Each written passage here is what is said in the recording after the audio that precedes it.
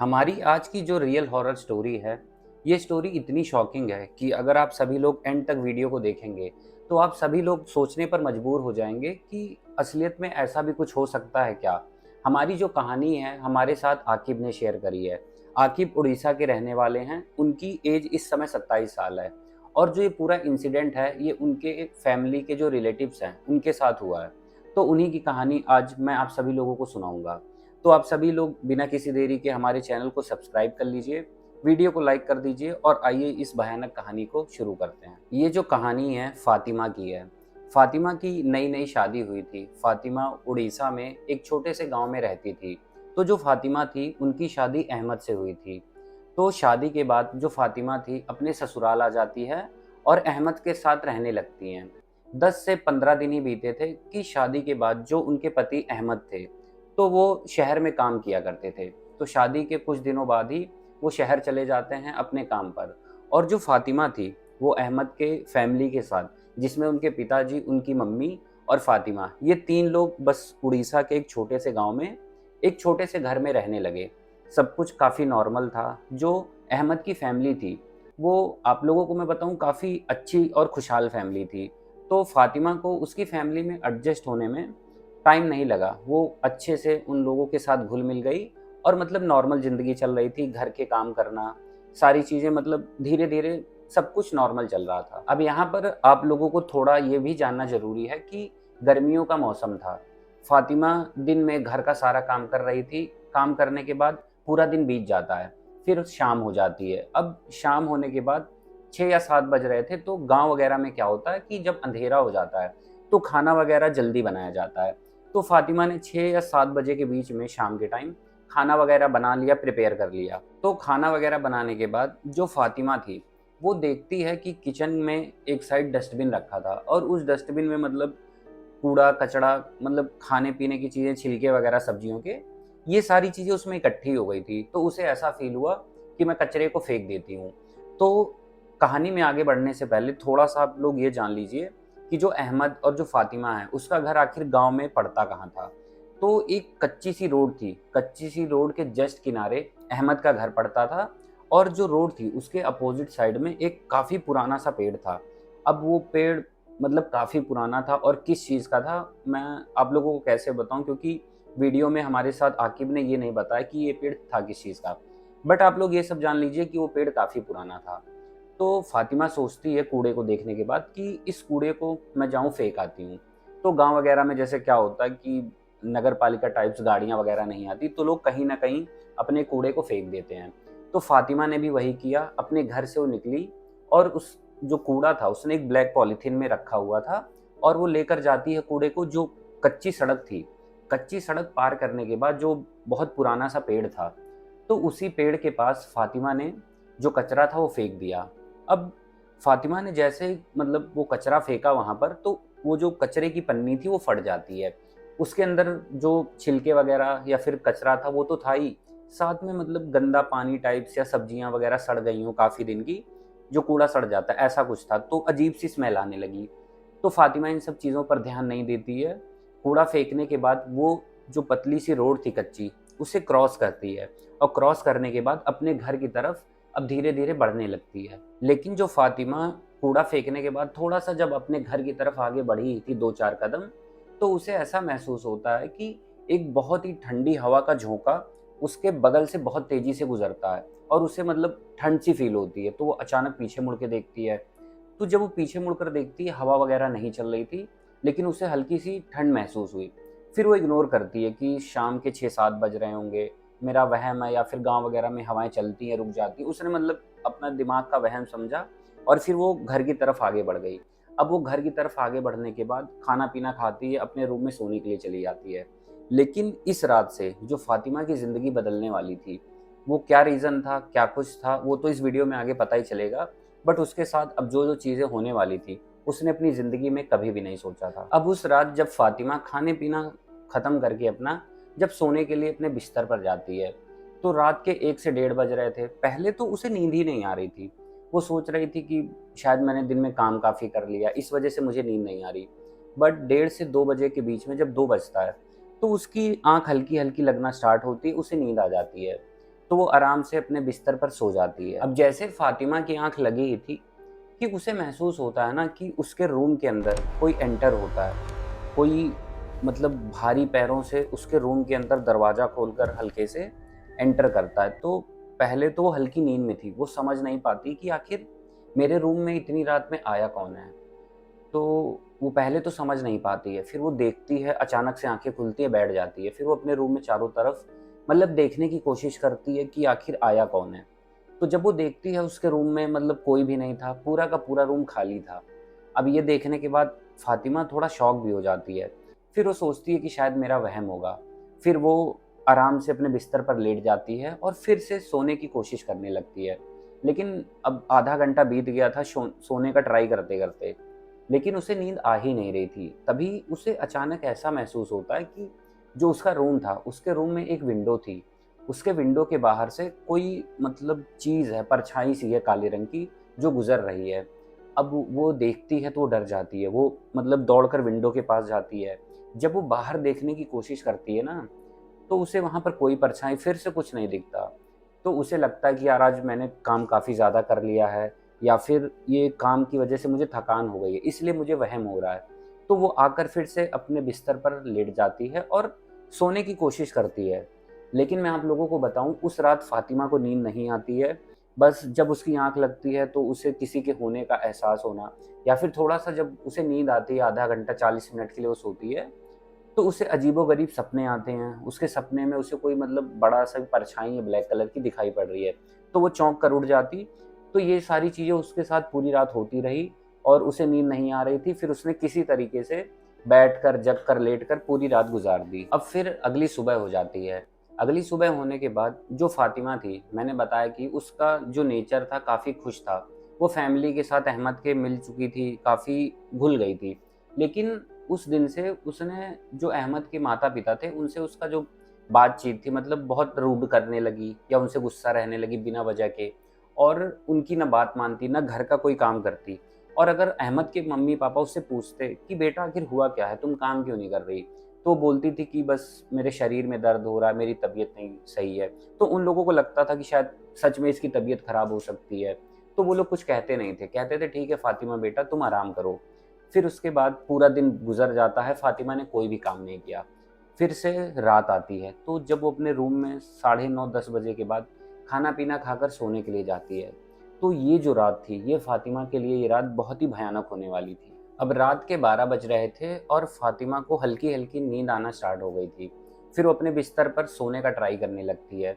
तो जैसे ही आधा घंटा बीता था, जब फ़ातिमा मतलब हल्की-फुल्की नींद में कह सकते हैं चली गई थी, तो उसे फिर से महसूस होता है कि उसके रूम का दरवाज़ा खुलता है और एक बड़ी-सी काली परछाई उसके रूम के अंदर एंटर होती है।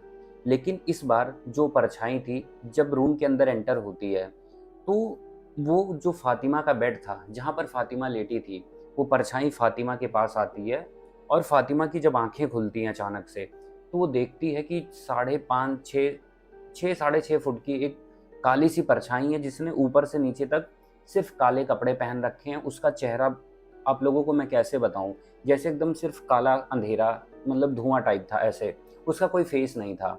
वो देखकर डर जाती है, वो उठने की कोशिश करती है, लेकिन वो उठ नहीं पाती है, ना वो चिल्ला पाती है, ना वो कुछ रिएक्ट कर पाती। और अब जो ये काली परछाई थी, ये उसके पास आती है और मैं आप लोगों को कैसे बताऊँ, इस काली परछाई ने एक हिसाब से जो फ़ातिमा था, उसके साथ उस रात गलत काम किया। मतलब कि एक तरीके से फ़िज़िकल इंटीमेट हुई वो चीज़। अब फ़ातिमा बहुत ज़्यादा डर गई थी और जैसे ही वो चीज़ जब फ़ातिमा को छोड़कर जाती है, तो फ़ातिमा को उस रात मतलब नींद नहीं आती। पूरी रात बस वो रोती है और किसी तरह पूरी रात वो गुज़ार देती है। अब अगली सुबह जब फ़ातिमा सोकर उठती है, तो फ़ातिमा देखती है कि उसके जो शरीर था, उसके हाथों वग़ैरह पे नीले-नीले नाखूनों के निशान थे और उसकी जो पूरी बॉडी थी, वो बहुत ज़्यादा दर्द हो रही थी। अब पहले तो फ़ातिमा सोचती है कि जो अहमद है, उसके जो मम्मी-पापा हैं, मैं उनसे ये चीज़ें शेयर करूँ कि आखिर मेरे साथ जो हुआ है, ये आखिर था क्या? तो वो उनके रूम में जाती है, बट जब वो बताने की कोशिश करती है, तो ऐसा लगता है कि जैसे कोई आप लोगों को मैं कैसे बताऊँ कि जैसे कोई ऐसी एनर्जी है, जो दिख तो नहीं रही है, लेकिन फ़ातिमा को ये सारी चीज़ें उसके पेरेंट्स से बताने से रोक रही है। तो ऐसे ही 1-2 बार फ़ातिमा ने ट्राई करा बट वो बता ना पाई। अब होता क्या था, जो फ़ातिमा का पति अहमद था, वो भी बाहर काम किया करता था, तो जब अहमद के फ़ोन वग़ैरह आते थे, तो वो अहमद से भी ढंग से बात नहीं करती थी, ना ज़्यादा टाइम बात करना या अच्छे से बात करना, बस गुस्से में हमेशा रहती थी, कॉल वग़ैरह कट कर देती थी। और आप लोगों को मैंने पहले ही बताया कि घर वग़ैरह के काम उसने करने बिल्कुल बंद कर दिए थे, बस वो अपने रूम में बैठी रहती या लेटी रहती। और जब भी जो अहमद के पेरेंट्स थे, जब उससे पूछते कि बेटा तुम्हें हुआ क्या है? तो बस वो यही कहती कि मेरी तबीयत नहीं सही है। अब फ़ातिमा के साथ ये सारी चीज़ें मैं आप लोगों को बताऊँ 1.5 से 2 महीने तक लगातार चलती रही। उस बेचारी का हाल इतना बुरा हो गया था कि जो उसका वेट था, अपने वेट से 5 से 7 किलो उसने वेट लूज़ कर लिया था। उसकी आँखें काली पड़ने लगी थी, नीचे गड्ढे, और उसकी जो पूरी शरीर थी, जो हालत थी, मैं आप लोगों को कैसे बताऊँ, दिन-ब-दिन गिरती जा रही थी। वो बहुत ज़्यादा कमज़ोर होने लगी, अपने रूम में सिर्फ़ बैठी रहती और ऐसा लगता कि वो रूम में बैठकर किसी से बातें कर रही है या फिर अब वो पागल सी होने लगी।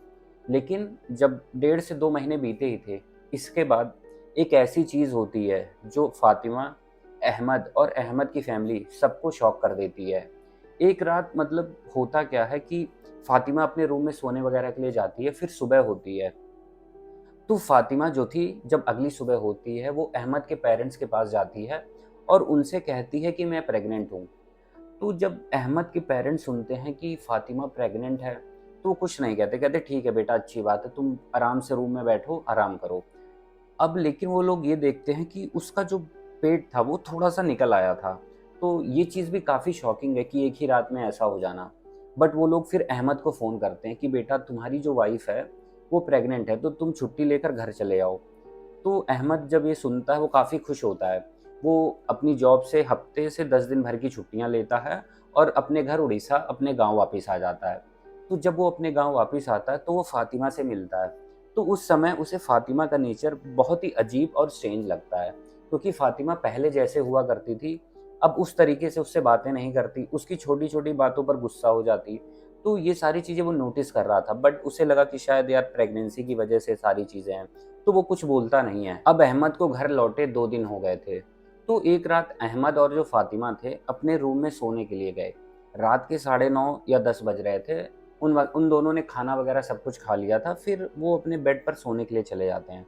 अब जैसे ही रात के 11 साढ़े 11 बजते हैं, हल्की अहमद की नींद लगी थी, तो वो मतलब सोने का ट्राई कर रहा था काफ़ी देर से। वो देखता है कि फ़ातिमा जो है वो सो चुकी है और वो भी सो जाता है। फिर अचानक से रात के 1 से डेढ़ बज रहे थे कि अहमद को लगता है कि रूम से किसी की आवाज़ आ रही है। तो जब अहमद अचानक से उठता है, तो वो देखता है कि जो उसकी वाइफ़ फ़ातिमा है, फ़ातिमा अपने बेड पर बैठी हुई है, उसकी आँखें खुली हैं और उसकी जो पलकें हैं झपक नहीं रही हैं, और फ़ातिमा बोल रही है एक, मतलब आप लोगों को मैं कैसे बताऊँ, एक मर्दाना आवाज़ में। फ़ातिमा कह रही है उस मर्दाना आवाज़ में कि फ़ातिमा तुम सिर्फ़ मेरी हो, मैं तुम्हें किसी और का नहीं होने दूँगा। अब जब अहमद ने ये बात सुनी, तो पहले तो वो हैरान रह गया कि आखिर फ़ातिमा के अंदर से मतलब मर्दाना आवाज़ कहाँ से आ रही है, और ये आवाज़ ये क्यों कह रही है कि फ़ातिमा तुम सिर्फ़ मेरी हो, मैं तुम्हें किसी और का नहीं होने दूँगा। ये सारी चीज़ें सुनने के बाद वो किसी तरीके से फ़ातिमा को शांत करता है, पानी वग़ैरह पिलाता है, रूम्स की लाइट जलाता है। उसके बाद फ़ातिमा को वो कुछ नहीं पूछता, फ़ातिमा को वो सुला देता है। अब जब अहमद भी लेटा था रूम में, तो अहमद समझ गया था कि फ़ातिमा के साथ कोई न कोई तो दिक्कत है, कुछ न कुछ तो इसे हुआ है, मुझे किसी मौलवी या किसी तांत्रिक वग़ैरह को इसे दिखाना पड़ेगा। तो वो उस रात आराम से बिस्तर पे सोने चला जाता है और ये सोच रहा था कि अगली सुबह मैं जाऊँगा किसी तांत्रिक या मौलवी से मिलने और पूछूँगा कि आखिर मेरी वाइफ़ को हुआ क्या है। अब अगली सुबह जो अहमद था, वो बेचारा गाँव के जो बुज़ुर्ग लोग थे, उनके पास जाता है और पूछना स्टार्ट करता है कि अगर आप में से किसी को भी किसी तांत्रिक या किसी मौलवी के बारे में अगर पता है तो मुझे बताइए। तो पहले तो गाँव वाले पूछते हैं उससे कि अहमद हुआ क्या है? तो वो बताता है कि मेरे घर में मेरे वाइफ़ के साथ कुछ सही नहीं चल रहा। तो उसमें से एक बुज़ुर्ग आदमी था जो अहमद को बताता है एक मौलवी के बारे में। कहता है कि एक मौलवी हैं, काफ़ी प्रसिद्ध हैं, उनके पास तुम जाओ और अपनी प्रॉब्लम्स बताओ, क्या पता तुम्हारी प्रॉब्लम्स का उनके पास सॉल्यूशन हो। तो जो अहमद था, वो उनसे मतलब जो गाँव का आदमी था, उससे एड्रेस लेता है। एड्रेस लेने के बाद वो मौलवी जी के पास पहुँचता है। तो पहुँचने के बाद जो मौलवी थे, वो कुछ कर रहे थे अंदर, मतलब अपने घर में। तो आवाज़ लगाता है, मौलवी जी बाहर आते हैं। तो उसके बाद वो बताता है अहमद मौलवी को कि जो मेरी वाइफ़ है, उसके साथ ऐसी-ऐसी चीज़ें हो रही हैं, वो रात में अचानक से बैठ जाती है और उसके अंदर से मर्द की आवाज़ें निकलने लगती है। काफ़ी कुछ, मैं काफ़ी दिनों से परेशान हूँ, बट मुझे लगा कि शायद कोई और बात है। लेकिन कल रात जो हुआ उसके बाद मुझे लगता है कि उसके ऊपर कोई ऊपरी प्रॉब्लम या कुछ भूत-प्रेत का चक्कर है। तो मौलवी उससे कहता है ठीक है, 2 दिन बाद तुम अपनी वाइफ़ को लेकर मेरे पास आना, मैं देखूँगा कि आखिर उसके ऊपर है क्या। अब 2 दिन बीत जाते हैं, उसके बाद अहमद अपनी वाइफ़ फ़ातिमा को लेकर मौलवी जी के घर पहुँचता है। तो मौलवी जी उन दोनों को बिठाते हैं। फिर अहमद ने पहले ही चीज़ें बता रखी थी, लेकिन वो मौलवी को कहते हैं कि ये मेरी वाइफ़ है, इसी के साथ अजीबो-गरीब चीज़ें हो रही हैं। तो मौलवी के हाथों में एक माला थी, वो कुछ करते हैं, कुछ मतलब 10-15 मिनट ध्यान वगैरह लगाते हैं। फिर उसके बाद वो एक ऐसी इंटरेस्टिंग चीज़ बताते हैं जो आप लोग भी सुनेंगे ना तो आपके होश उड़ जाएँगे। मौलवी बताते हैं कि तुम्हारे घर के सामने एक बहुत ही पुराना पेड़ है और उस पेड़ पर एक बहुत ही भयानक और बहुत ही सालों से रहने वाला एक जिन रहता है, जो तुम्हारी वाइफ़ के पीछे पड़ गया है। अब अहमद ने बात सुनी तो पहले तो वो शॉक रह गया कि मेरी वाइफ़ के पीछे जिन मतलब क्यों पड़ गया? उसे समझ नहीं आ रहा था कि आखिर ये हुआ क्यों है? बट वो कहता है ठीक है कि मेरी वाइफ़ को किसी तरह ठीक करिए। लेकिन जब अहमद ने ठीक करने की बात करी, उससे पहले ही मौलवी ने अहमद से बोला कि एक चीज़ और है, जो मैं तुम्हें बताऊँगा सुनने के बाद शायद तुम्हारे भी होश उड़ जाएँ, बट ये बात सच है। तो अहमद सोचता है कि ऐसी क्या बात है? तो वो कहता है ठीक है आप मुझे बताइए। तो मौलवी बताते हैं कि ये जो तुम्हारी वाइफ़ है, इसके पेट में जो बच्चा है, ये बच्चा तुम्हारा नहीं, बल्कि उसी जिन का है। अब ये बात जब अहमद सुनता है, मैं आप लोगों को बताऊँ अहमद के होश उड़ जाते हैं, उसके पैरों तले ज़मीन खिसक जाती है। वो पागल सा हो जाता है कि मेरी वाइफ़ के पेट में किसी जिन का बच्चा कैसे हो सकता है? वो मौलवी से पूछता है कि ऐसा कैसे पॉसिबल है? तो मौलवी उससे बताते हैं कि जब तुम घर पे नहीं थे और ये जो जिन है, ये तुम्हारी वाइफ़ के पीछे पड़ गया और इस जिन को तुम्हारी वाइफ़ बहुत सुंदर लगने लगी और ये रात के अंधेरे में आता है और तुम्हारी वाइफ़ के साथ फ़िज़िकल होता है और ये जो बच्चा है वो भी उसी का है। अब ये जो जिन है, ये तुम्हारी वाइफ़ को छोड़कर नहीं जाएगा, अगर जाएगा भी तो इसकी जान लेकर इसे अपने साथ ले जाएगा। अब ये सुनने के बाद अहमद बहुत ज़्यादा डर जाता है। वो मौलवी से कहता है कि आप कुछ भी करिए बट मेरी वाइफ़ को सही करिए। तो जो मौलवी थे वो अहमद से बताते हैं कि एक ही तरीका है तुम्हारी वाइफ़ को सही करने का। तो अहमद पूछता है कि क्या है बताइए, मैं वो सारी चीज़ें करूँगा कि जिससे मेरी वाइफ़ सही हो जाए। तो मौलवी बताते हैं कि अगली रात तुम अपनी वाइफ़ को अपने घर ले जाना, जब वो रूम में लेटी रहेगी रात के 12:30 से 1 बजे।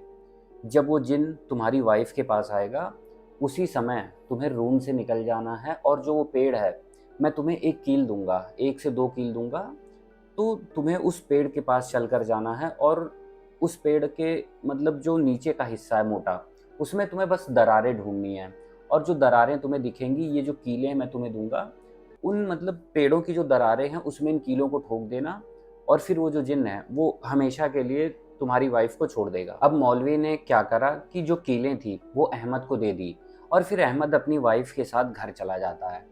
फिर रात होती है, रात होने के बाद 12:30-1 बज रहे थे, तो अहमद बस लेटा था अपने बिस्तर पर और वो सो नहीं रहा था, बस सोने का नाटक कर रहा था। तभी जब उसे फ़ील होता है कि उसकी जो वाइफ़ फ़ातिमा है, जब वो हिलने-डुलने लगती है या फिर कुछ अब आप लोगों को मैं कैसे बताऊँ कि कुछ अजीब-सा वो करने लगती है एक्टिविटी, तो वो समझ जाता है कि जो जिन है, ये मेरी वाइफ़ के पास आ चुका है। तभी वो चुपके से रूम से बाहर अहमद निकलता है और धीरे-धीरे रात के अंधेरे में 12:30-1 बज रहे थे, वो उन कीलों को अपने हाथ में लेकर उस पेड़ की तरफ बढ़ रहा था। तो मैं आप लोगों को यहाँ थोड़ा-सा ये बताना चाहूँगा कि जब अहमद उन पेड़ों की तरफ बढ़ रहा था, तो हवाएँ तेज़ चलने लगीं। ऐसा लग रहा था कि जैसे बिजली चमक रही है और कोई ऐसी अदृश्य शक्ति है, जो अहमद को उस पेड़ के पास जाने से रोक रही है। लेकिन जो अहमद था, उसे अपनी वाइफ़ को किसी न किसी तरीके से बचाना था। तो वो धीरे-धीरे उस पेड़ के पास पहुँचता है और वो पेड़ में देखता है कि दरारें कहाँ हैं। जहाँ-जहाँ उसे दरारें दिखती हैं, मौलवी ने जो कीलें दी थी, वो उस पेड़ की दरारों में उन कीलों को ठोक देता है। और मैं आप लोगों को यहाँ एक और इंटरेस्टिंग चीज़ बताना चाहता हूँ कि जब अहमद उस पेड़ में कीलों को ठोक रहा था, तो जहाँ-जहाँ पर उसने कीलें मारी थी, उन दरारों से खून निकलने लगा और वो ये कीलें ठोकने के बाद जब वो देखता है कि खून निकल रहा है, वो वापस आने लगता है। तो जब वो अपने घर की तरफ आ रहा था, तो उसे अपने घर के अंदर से अजीबो-गरीब किसी के चीखने की आवाज़ें बहुत तेज़ी से आने लगी। तो अहमद बहुत ज़्यादा डर जाता है और वो भागते हुए किसी तरह अपने रूम में आता है। जब वो अपने रूम में आता है तो वो पाता है कि जो उसकी वाइफ़ है, वो एकदम बेहोश बस बेड पे पड़ी हुई है। तो उसे ऐसा लगता है कि शायद जो जिन था, वो मेरी वाइफ़ को छोड़कर चला गया। उसके बाद अगली सुबह हो जाती है। जो फ़ातिमा थी वो एकदम होश में आ जाती है। लेकिन अब मैं आप लोगों को यहाँ एक और इंटरेस्टिंग चीज़ बताऊँगा, जिसे सुनकर आप सभी लोगों को शायद भरोसा ना हो, बट ये चीज़ हुई थी। तो सारी चीज़ें नॉर्मल हो गई अगली सुबह। फ़ातिमा भी नॉर्मल थी, अब वो हँस-खेल रही थी, बातें कर रही थी। बट जो अहमद था वो नोटिस करता है कि जो फ़ातिमा का जो पेट था, पहले वो प्रेगनेंसी की वज़ह से निकला था, बट वो एकदम नॉर्मल हो गया। ऐसा लग रहा था कि उसके पेट में जब वो जिन की जान निकली, तो जो बच्चा था वो भी गायब हो गया। उसके बाद ये चीज़ जानने के लिए वो मौलवी के पास जाता है। तो मौलवी अहमद को बताते हैं, कहते हैं कि जो जिन था, वो बच्चा भी उसी का था। जब जिन खत्म हुआ, तो जो बच्चा तुम्हारी वाइफ़ के पेट में था, वो भी नहीं बचा। उसके बाद ये सारी चीज़ें सुनने के बाद अहमद अपने घर वापस आ जाता है। फिर वो 10-12 दिन छुट्टियाँ लेकर आया ही था, तो अपनी वाइफ़ के साथ रहता है।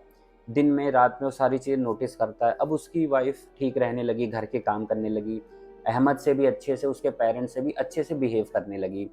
तो उसके बाद फिर उन लोगों की लाइफ़ नॉर्मल हो गई, फिर अहमद चला गया बाहर जॉब करने, तो यहाँ पर ये स्टोरी खत्म हो गई।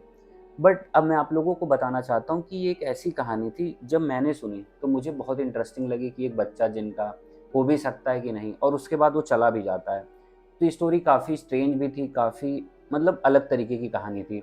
आप सभी लोगों को ये स्टोरी कैसी लगी? कमेंट बॉक्स में आप सभी लोग अपने थॉट्स ज़रूर दे सकते हैं। बाकी आप सभी लोगों को अगर वीडियो अच्छी लगी हो, तो हमारी वीडियो को लाइक ज़रूर करें। कुछ नहीं तो मैं आप लोगों से बताऊँ, 15-20 लाइक का टारगेट है, कम से कम 20 लाइक आप लोग करवा दीजिए। बाकी चैनल पे नए हैं तो सब्सक्राइब कर लीजिए, और ऐसी हॉरर वीडियोज़ आप सभी तक आती रहेंगी।